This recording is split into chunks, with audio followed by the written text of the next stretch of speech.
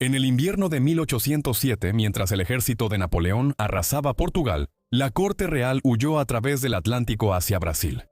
Para la monarquía portuguesa, fue una retirada humillante, pero para una princesa ambiciosa, fue la oportunidad de su vida. Tildada de monstruo por sus críticos, ridiculizada por su apariencia y temida por su ambición implacable, Carlota Joaquina se ganó la reputación de ser una de las reinas más infames y odiadas de la historia europea. Carlota Joaquina de España nació el 25 de abril de 1775 y fue la hija mayor sobreviviente del futuro rey de España, Carlos IV, quien ascendió al trono en 1788. Un hijo anterior, Carlos, había muerto antes de que Carlota naciera. Aunque su madre, María Luisa de Parma, aún era bastante joven cuando nació Carlota. Los años que siguieron trajeron una serie de tragedias familiares. Aunque dio a luz a varias hijas sanas, cada uno de los hijos varones que tuvo después murió en la infancia. Esto generó preocupaciones sobre la sucesión y significó que Carlota estuvo en la línea de sucesión al trono durante gran parte de su infancia. Finalmente, un hijo sano llamado Fernando llegó en 1784 cuando Carlota tenía 9 años. Quizás fue la conciencia de su posición en la línea de sucesión en sus primeros años lo que despertó en Carlota un deseo de poder, que moldeó su vida posterior, como pronto veremos. Al crecer, Carlota recibió una educación estricta de sus tutores católicos romanos, enfocándose en lo que se consideraban materias apropiadas para una mujer de la realeza. Estas incluían una combinación de historia, geografía e idiomas, junto con actividades como pintura, costura y escritura. Esto la hizo sumamente instruida e inteligente, aunque hizo poco para suprimir la personalidad traviesa y juguetona por la que a menudo era recordada. Sin embargo, detrás de los muros del Palacio Real, la vida familiar estaba lejos de ser estable. La madre de Carlota era una figura dominante en la corte real, e incluso había rumores de un romance con el jefe del gobierno español, Manuel Godoy. Esto la convirtió en una figura vilipendiada en la sociedad española, y parte de la mala reputación de Carlota más adelante fue, en cierta medida, producto de ser medida con la misma vara que su madre. Además de esta corte disfuncional, España también había decaído rápidamente como potencia desde mediados del siglo XVII, pero aún se aferraba a un vasto imperio colonial en América, que se extendía desde California y Cuba hasta el sur de Chile y Argentina. Así que, incluso después de que Fernando naciera, en 1784, Carlota mantuvo una posición importante como la hija mayor del futuro rey de España.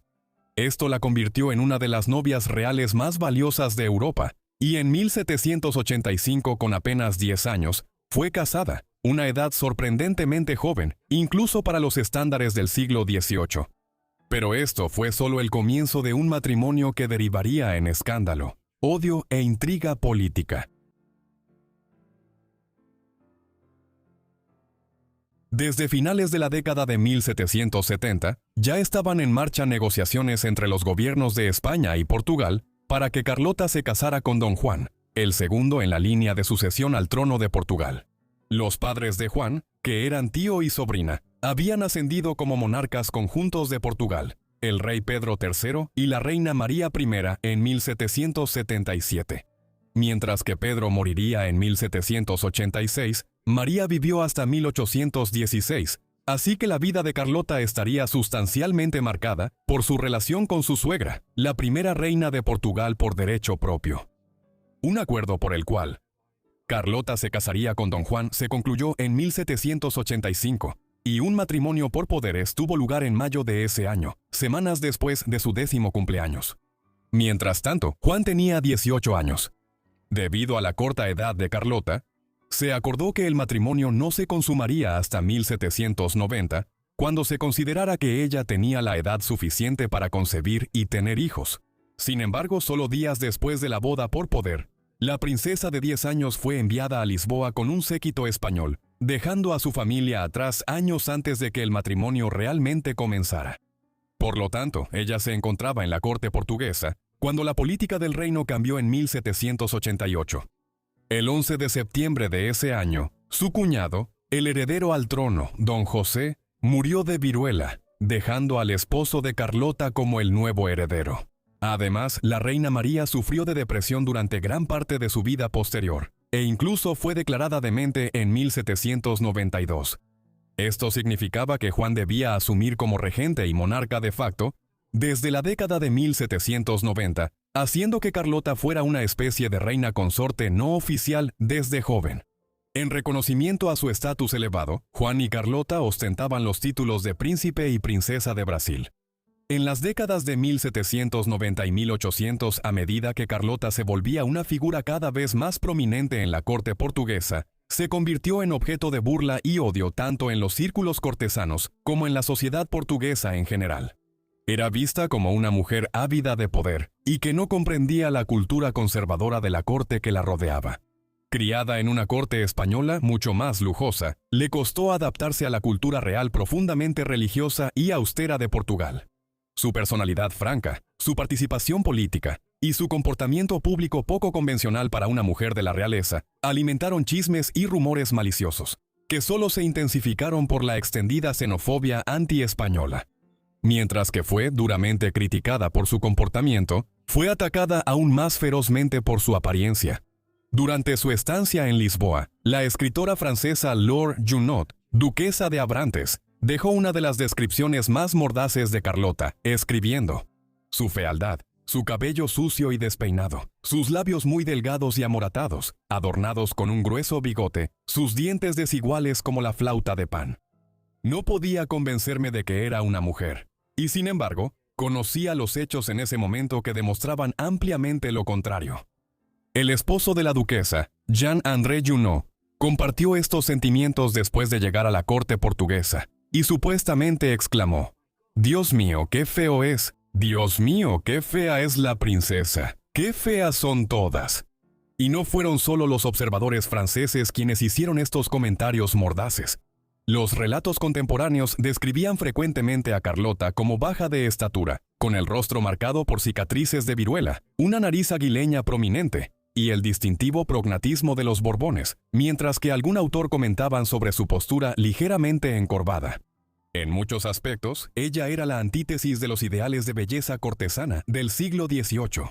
Un relato posterior particularmente cruel incluso afirmó que ella tenía, cito, la cabeza más monstruosamente extraña que jamás haya pisado la tierra.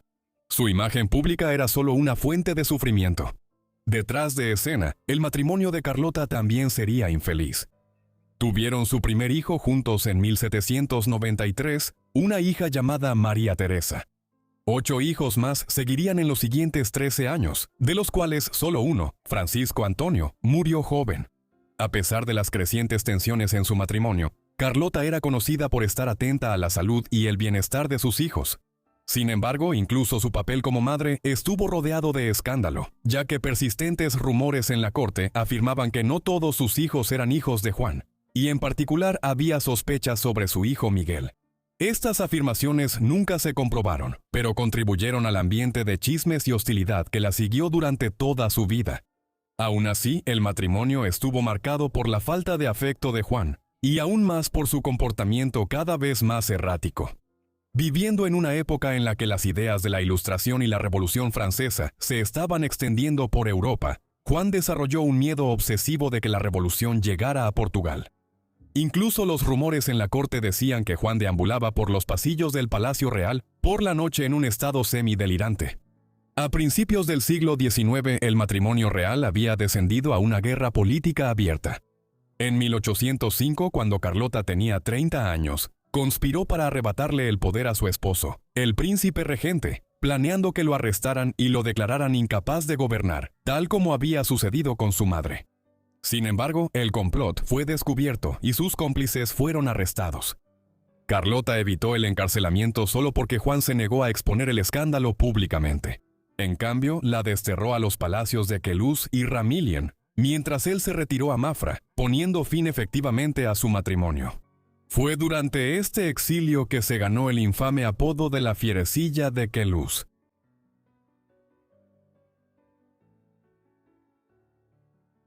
La vida de Carlota en Portugal, especialmente a partir de 1806, estuvo marcada por los grandes acontecimientos políticos en Europa occidental. Unos años después de casarse con Juan, estalló la Revolución Francesa en 1789. Al principio fue una revolución moderada que buscaba establecer una monarquía constitucional. Poco a poco se volvió más radical, y finalmente se convirtió en una contrarrevolución y en una guerra paneuropea en 1792. Esto fue involucrando poco a poco a casi todas las potencias de Europa. Portugal fue uno de los casos excepcionales. Durante siglos, el reino había tratado en gran medida de evitar enredarse en las interminables guerras religiosas y dinásticas de Europa. Por otro lado, tenía una alianza flexible con Inglaterra que se remontaba a principios de la década de 1660, cuando Catalina de Braganza se casó con el rey Carlos II de Inglaterra. Esto significó que Portugal sí se unió a la guerra de la primera coalición contra los franceses en 1793, pero nunca desempeñó un papel importante en las intermitentes guerras revolucionarias francesas que siguieron hasta finales del siglo XVIII.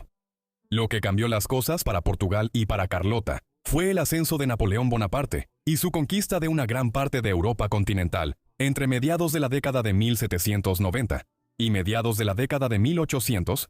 En 1807, recién después de conquistar Alemania y Polonia, Napoleón regresó al oeste e invadió Portugal con el objetivo de incorporar a una familia real ibérica a su imperio. Por ejemplo, haría rey de España a uno de sus hermanos, José, en 1808. Antes de que eso sucediera, Portugal ya había sido conquistado, y Carlota, junto con el resto de la corte real y el gobierno, había huido a través del Océano Atlántico para establecer un gobierno en el exilio en Brasil, la vasta colonia sudamericana de Portugal. Después de un terrible viaje en el invierno de 1807, durante el cual Carlota se vio obligada a raparse la cabeza debido a una infestación de piojos a bordo del barco, la corte portuguesa en el exilio finalmente llegó a Río de Janeiro. Pasaría los siguientes 13 años en Brasil, pero sus años allí resultarían ser de los más turbulentos y de mayor ambición política de su vida.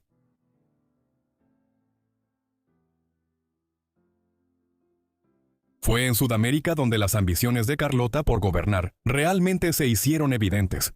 Mientras su suegra seguía siendo la gobernante nominal de Portugal y su imperio colonial, los acontecimientos en otras partes de Sudamérica presentaron una oportunidad para que Carlota extendiera su influencia.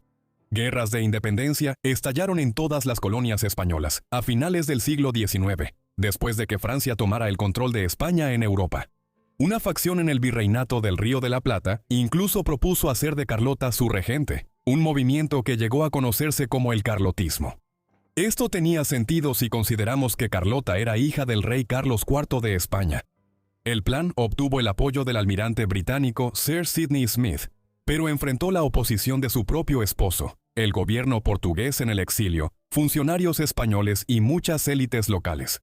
Carlota también perjudicó sus propias posibilidades al insistir en ejercer los poderes de una monarca absoluta, mientras que muchos de sus partidarios la veían como una figura constitucional meramente simbólica. El movimiento colapsó gradualmente, y después de las guerras de independencia de América Latina, las Provincias Unidas del Río de la Plata, con el tiempo, se convirtieron en la República Argentina. La estancia de Carlota en Brasil también fue polémica en otros aspectos. Ella despreciaba a la gente, bebía mucho y supuestamente empezó a tomar té de marihuana, además de convertirse en el centro de persistentes rumores sobre un romance con un importante empresario brasileño. Sin embargo, en medio de este escándalo, llegó el momento que había esperado durante mucho tiempo. El 20 de marzo de 1816, la reina María I murió a la edad de 81 años. A los 40 años, Carlota finalmente obtuvo el título que había esperado durante décadas, convirtiéndose en la reina consorte de Portugal. Pero después de finalmente obtener la corona, sus mayores batallas políticas aún estaban por venir.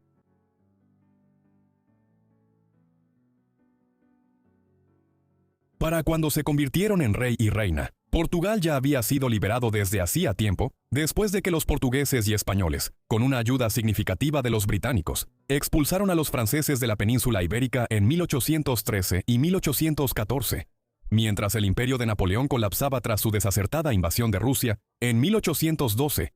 Sin embargo, la corte real portuguesa no se trasladó de inmediato de regreso a Lisboa, incluso después de la caída final de Napoleón en el verano de 1815. La demora se debió a las profundas incertidumbres sobre qué tipo de reino se restablecería después de las guerras napoleónicas.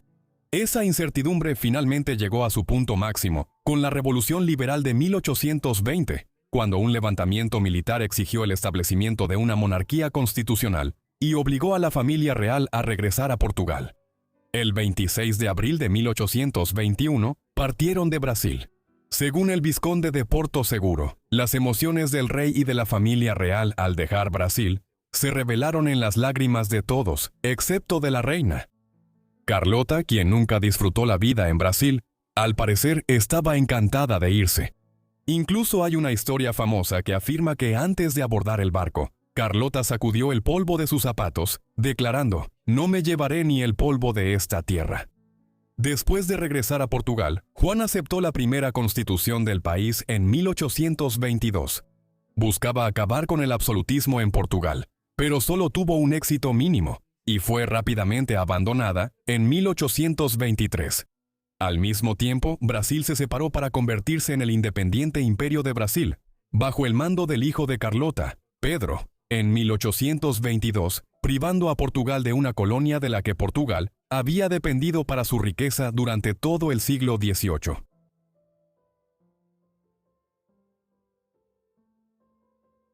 La Revolución Liberal fue indicativa de la compleja situación política a la que Carlota, su esposo, y el resto de la corte estaban regresando después de que terminaron las guerras napoleónicas. Se desató una lucha de poder cuando Carlota se alió con su hijo menor, Miguel, para intentar arrebatarle el poder a su esposo. Juan se convirtió brevemente en prisionero en todo menos en nombre, pero una intervención británica en 1824 llevó a que Miguel fuera exiliado, y Juan y sus partidarios retomaran el control del gobierno.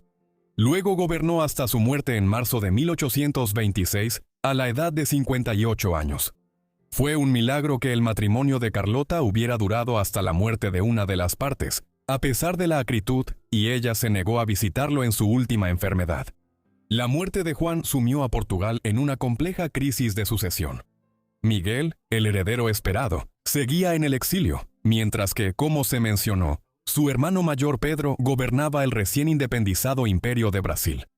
Pedro reclamó brevemente el trono portugués antes de abdicar en favor de su joven hija, quien se convirtió en la reina María II en mayo de 1826. Miguel regresó más tarde, en 1828, para reclamar la corona con un plan para evitar la guerra civil casándose con su sobrina, la reina María, aunque esto nunca se materializó.